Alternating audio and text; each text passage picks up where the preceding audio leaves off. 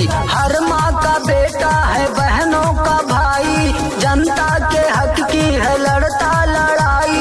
मांगे आशीर्वाद छू के हो पहुआ, हे चाची अब की जितैया चुनौआ, हे चाची अब की जितैया चुनौआ, हे चाची अब की जितैया चुनौआ, हे चाची अब की जितैया चुनौआ।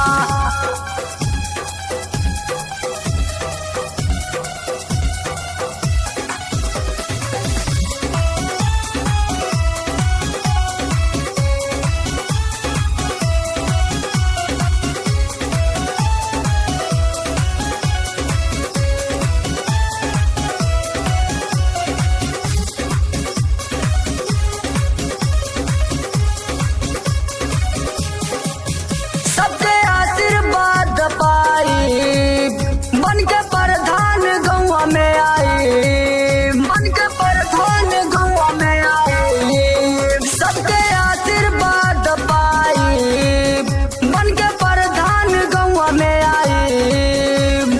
करबै विकास चमक जाई गौवा, हे चाची अब की जितैया चुनौआ, हे चाची अब की जितैया चुनौआ, हे चाची अब की जितैया चुनौआ।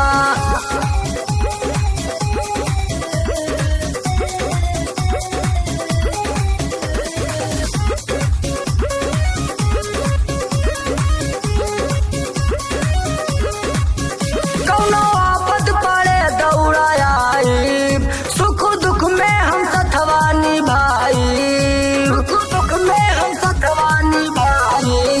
कौनो आफत पड़े दौड़ा आई, सुख दुख में हम सथवा निभाई। हाथ जोड़ कहे अपने घर के बेटौआ, हे चाची अब की जितैया चुनौआ, हे चाची अब की जितैया चुनौआ, हे चाची अब की जितैया चुनौआ।